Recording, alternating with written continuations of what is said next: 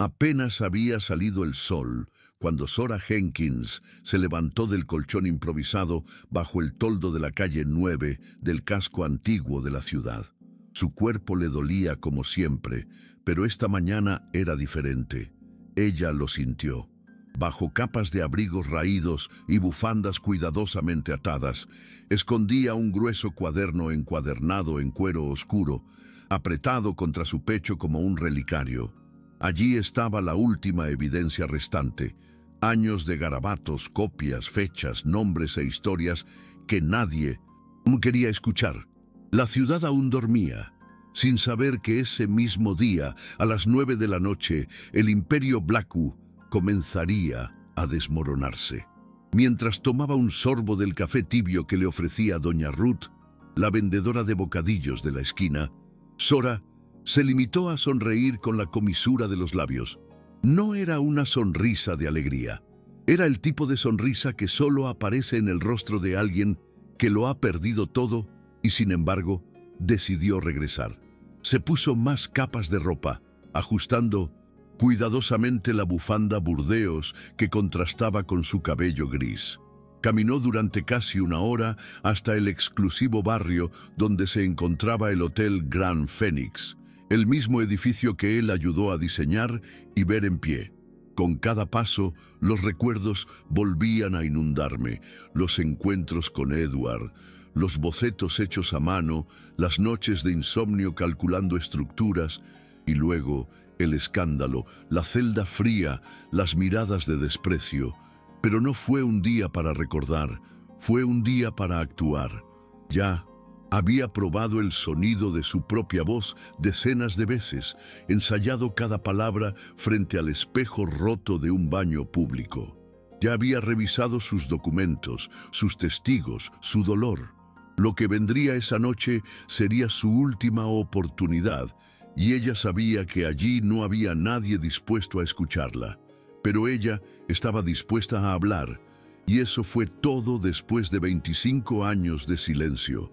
El Grand Phoenix estuvo más impresionante que nunca. Fachada de cristal, alfombra roja desenrollada, arreglos florales, exóticos, traídos del sur de Francia. Ya había cámaras instaladas en la entrada y empezaron a llegar los primeros coches de lujo. La gala que celebró el 40º aniversario del hotel fue más que una celebración. Fue una demostración de poder. Zora observaba desde lejos, de pie junto a un puesto de revistas, como si fuera una de muchas personas invisibles. Pero no fue así. Dentro, Maya ajustaba los broches de oro en el mostrador de recepción con manos sudorosas. Al ver la figura de Zora acercándose a través de la cámara interna, su corazón se aceleró. Ella sabía quién era esa mujer, aunque pocos lo creían. Sabía de los papeles, las fechas, las reuniones clandestinas que ambos habían tenido en las últimas semanas. Y sabía que ese día Zora no se iría de allí en silencio. En el sótano Jamal dispuso las copas de champán con precisión, pero su mente estaba en otra parte.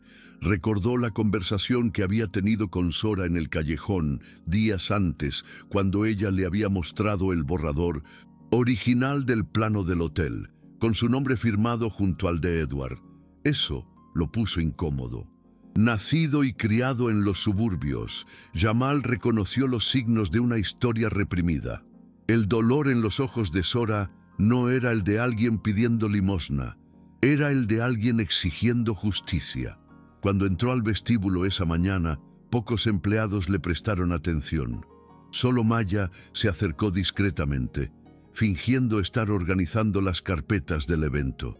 «Hoy es el día, ¿no?», ella susurró. Zora simplemente asintió mientras caminaba hacia el baño de chicas, donde haría los ajustes finales. Sin maquillaje, sin tacones, solo ella, su cuaderno y una verdad lista para ser expuesta al mundo.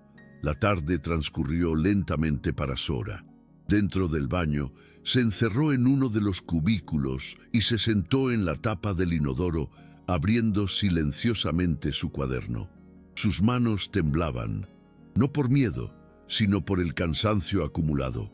Cada página tenía un peso emocional que solo ella entendía. Viejas, actas de reuniones, copias de contratos manipulados, recibos ignorados por abogados que se vendieron. Todo meticulosamente organizado. Sabía que era poco probable que alguien de la élite creyera a una mujer sin hogar, pero también sabía que al mostrar evidencia irrefutable en vivo, nadie podría fingir que no la vio. Cuando el reloj dio las 6, respiró hondo, se lavó la cara con agua fría y salió. La fiesta ya estaba cogiendo impulso y toda la ciudad parecía vestirse de oro. El antiguo imperio de Eduardo celebraba su propia mentira y Sora caminó sin prisa para enterrarlo de una vez por todas. En la sala principal, Richard Black subió al escenario con un aire de absoluta confianza. Heredero al trono, vestido con corbata, rodeado de empresarios, políticos e influencers, representaba todo lo que su padre le había dejado como legado: apariencia, poder y control. El discurso estaba listo, ensayado con los asesores, lleno de promesas y anuncios sobre la expansión internacional de la red. Maya y Jamal estaban posicionados atentos. Maya en recepción, monitoreando los movimientos de seguridad. Jamal cerca de la entrada de la cocina, con un auricular escondido en su oído, listo para avisarle a Sora cuál es el mejor momento. Cuando las luces comenzaron a atenuarse y la banda de fondo se detuvo, todos se volvieron hacia el escenario. Era el punto culminante de la noche. Nadie se dio cuenta de que Sora entraba discretamente por la parte trasera, con la libreta apretada contra el pecho y la mirada fija en el hombre que intentaba borrar su historia. Ella no tembló. Fue como si el tiempo se hubiera detenido solo para ella.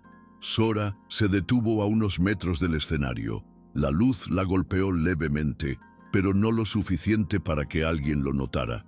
Ella respiró profundamente y abrió el cuaderno. Maya, al notar el movimiento, hizo una discreta señal con su celular.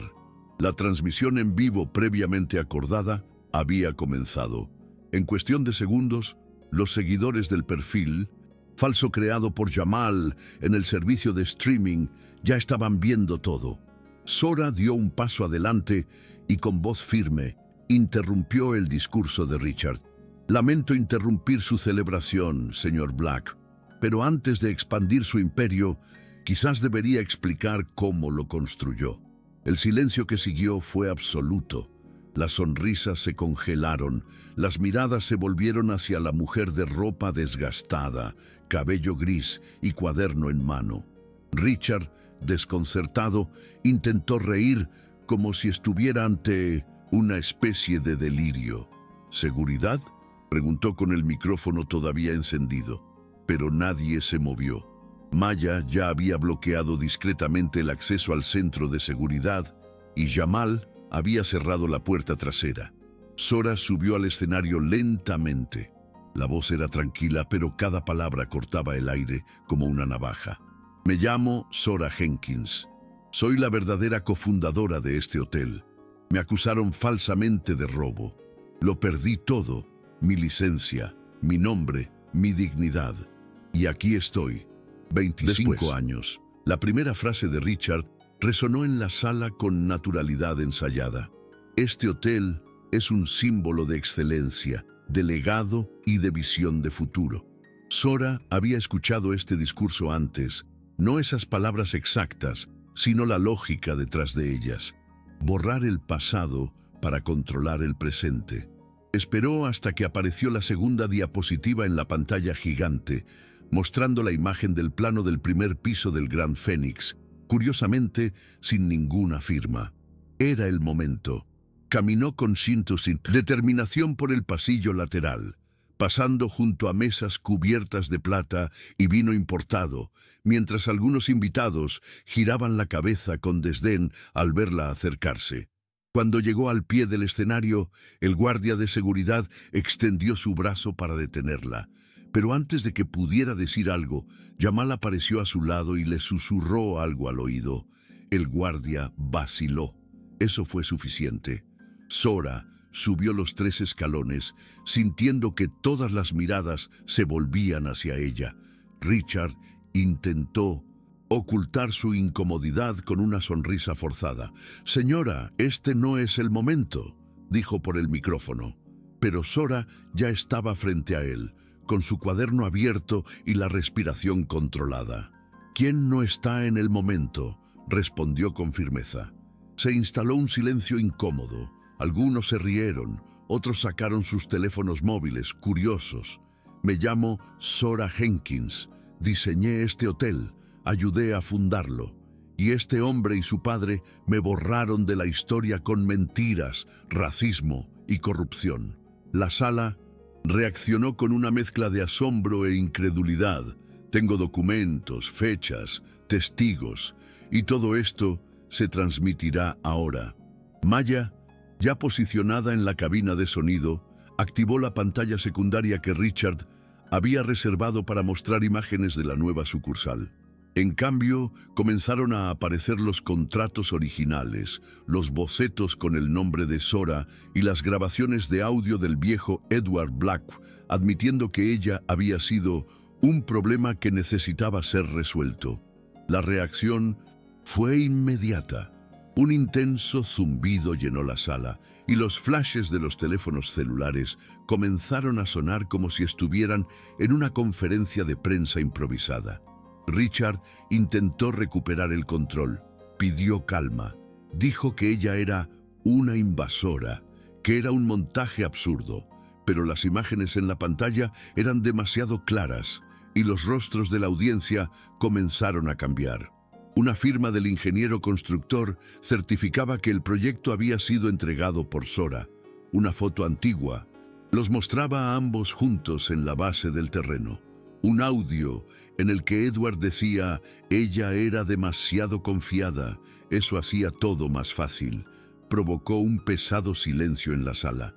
Maya, encargada del sonido y la proyección, cambió la diapositiva para mostrar el testimonio grabado del contador jubilado, quien admitió haber sido coaccionado para eliminar el nombre de Sora de los registros de la empresa a cambio de dinero. La historia dejó de ser un discurso. Era prueba, era verdad, era justicia. Retrasada, Sora no lloró, no se sacudió, hablaba con claridad, señalando cada línea del cuaderno como si estuviera dando una conferencia y no una denuncia pública. El micrófono ahora estaba en su mano. «Fui encarcelado injustamente.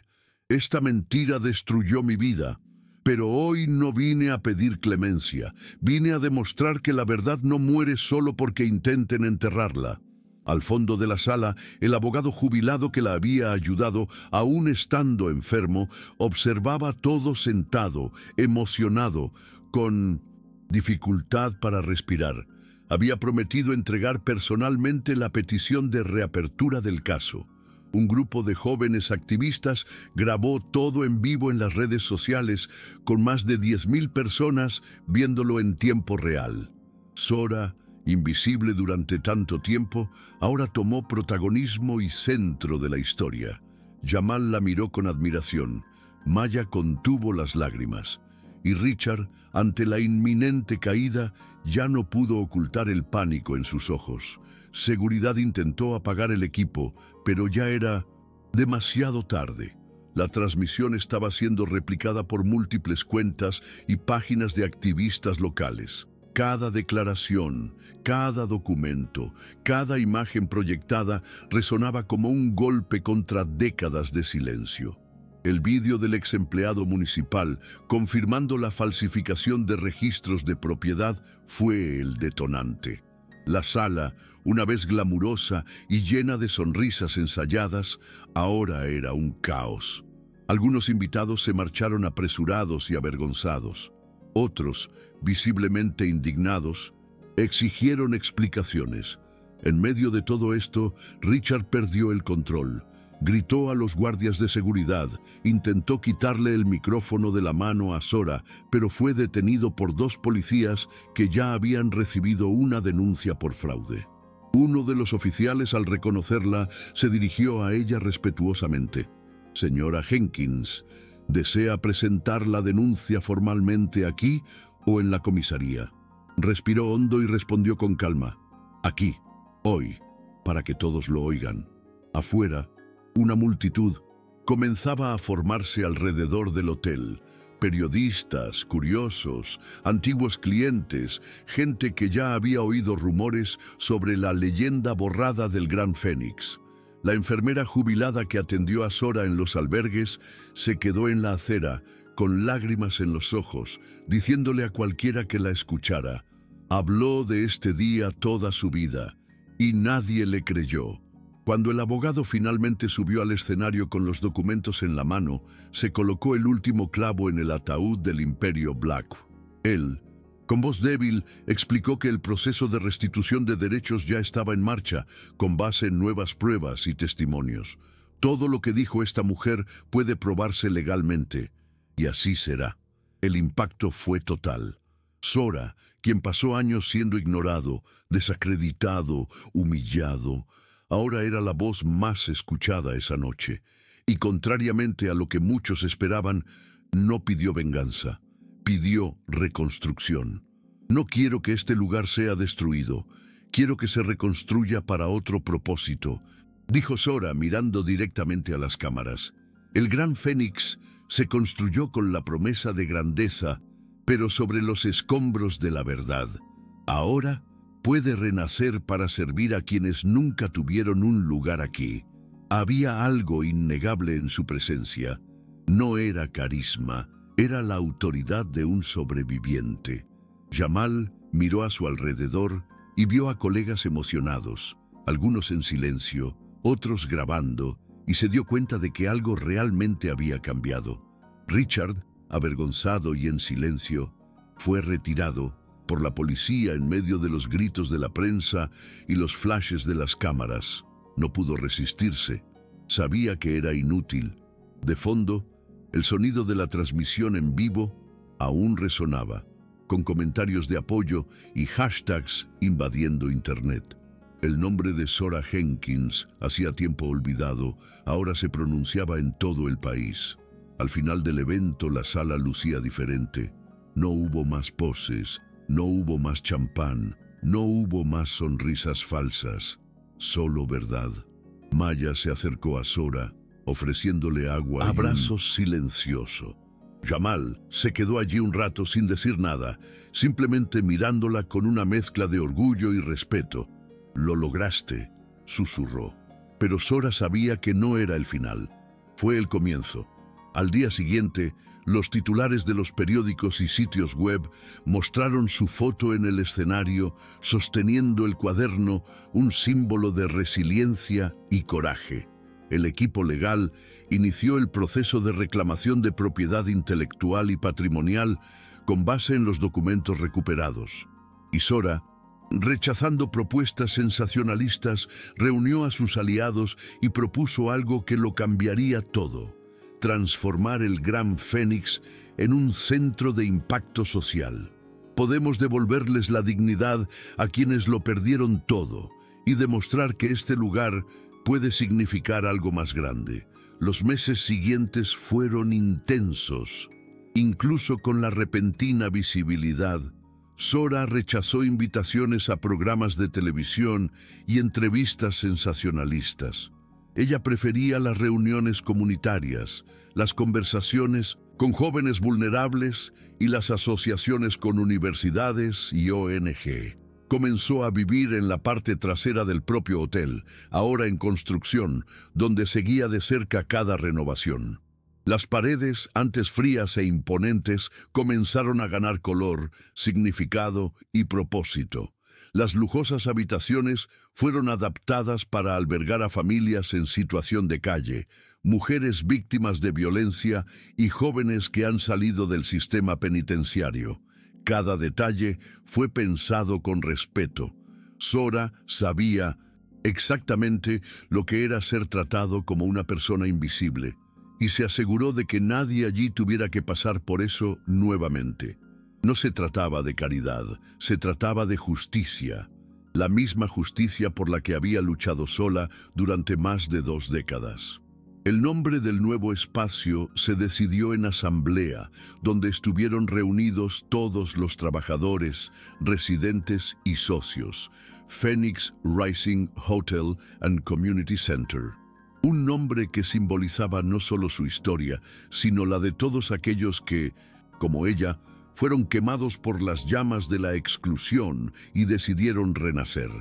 En cada inauguración de una sala, curso o programa social, Zora se aseguraba de repetir una frase que ahora estaba grabada en una placa a la entrada. Aquí, la dignidad es lo primero. Jamal se convirtió en el coordinador juvenil del centro. Maya, gestora de inclusión social. Y Zora todavía estaba allí, con el cuaderno ahora exhibido en una cúpula de vidrio en el área de recepción, como un recordatorio de que nadie que dice la verdad, no importa cuánto tiempo lleve, permanece silenciado para siempre. Por la noche, cuando los pasillos del hotel quedaban en silencio, ella se sentaba en el balcón del tercer piso a contemplar las luces de la ciudad. Ya no necesitaba demostrar nada, pero él siguió construyendo todo. En ese mismo balcón donde solía reposar sus pensamientos después de un día ajetreado, Zora sostenía una taza de té y miraba el horizonte como si finalmente pudiera respirar profundamente. La vida todavía era dura, por supuesto. Todavía sentía el dolor en sus huesos, todavía tenía cicatrices que el tiempo no podía borrar. Pero ahora había significado en cada paso. Recibía cartas, notas, abrazos espontáneos de personas que se sentían vistas por ella. Personas que, como ella, llevaron historias de injusticia, de exclusión, de abandono. Un día, una joven que acababa de llegar al albergue del hotel se acercó con la mirada baja y dijo: «Eres la primera persona que me ha hecho sentir valor». Zora no respondió con palabras. Él simplemente sostuvo firmemente la mano de la niña. Ella sabía el peso de ese sentimiento. También sabía que ya no necesitaba gritar más, solo tenía que ponerse de pie. El hotel, convertido en centro comunitario, se ha convertido en un referente nacional. Grupos de otros estados vinieron para conocer el proyecto, aprender de la gestión y replicar el modelo en sus regiones. Y todo esto vino de alguien que había sido ignorado por la sociedad durante tanto tiempo. No había ironía en ello, había justicia. Zora nunca pidió protagonismo, nunca quiso fama. Lo que ella quería, y siempre quiso, era el reconocimiento de su humanidad. Y más que eso, quería abrir puertas para otros. Cuando le preguntaban cómo había resistido tanto tiempo, la respuesta siempre era la misma: porque sabía que algún día alguien me escucharía. Y eso me bastaba. En los pasillos de Phoenix Rising, su presencia era como un pilar invisible, sosteniendo cada historia, cada nuevo comienzo. Era difícil creer que años atrás aquella mujer había dormido en la acera del centro con un cuaderno en el pecho y el mundo sobre sus hombros. Esa noche, exactamente un año después de la gala que lo cambió todo, Phoenix Rising organizó un evento discreto, sin lujos, sin prensa, solo la gente que ayudó a reconstruir el lugar. Fue una celebración de la vida. Zora no subió al escenario, no dio un discurso. Se sentó en la primera fila y observó cómo cada joven se acercaba para contar cómo esa estructura les había salvado la vida. Un joven de 18 años habló de cómo dejó el narcotráfico y ahora estudia ingeniería. Una mujer contó cómo, tras años en albergues precarios, logró reconstruir allí su autoestima. Y finalmente, un niño de 11 años tomó el micrófono y dijo: «Si la señora Zora no hubiera creído, yo nunca habría creído en mí mismo». En ese momento, las lágrimas que había contenido durante tantos años finalmente salieron. No era tristeza, fue liberación. Más tarde, sola en la vieja biblioteca que había ayudado a diseñar décadas atrás, Zora sacó el cuaderno de cuero, ahora restaurado, conservado, y escribió en él por última vez: «Valió la pena». La cerró con cuidado, se levantó lentamente y apagó la luz. dejando el espacio en silencio. Afuera su nombre ya estaba grabado en la fachada principal, pero lo que realmente importaba no era la placa. Eso era lo que ese nombre representaba ahora. Resistencia, dignidad, verdad. Zora Jenkins ya no era solo el arquitecto agraviado. Fue la fundadora de una nueva forma de construir, no solo edificios, sino futuros. Y aún con todo lo que sufrió, o quizás por ello, eligió no ser solo recordada. Él eligió ser útil. Él eligió ser un faro. A la mañana siguiente, Zora se despertó temprano como de costumbre. Caminó por los pasillos de Phoenix Rising, saludando a cada persona por su nombre.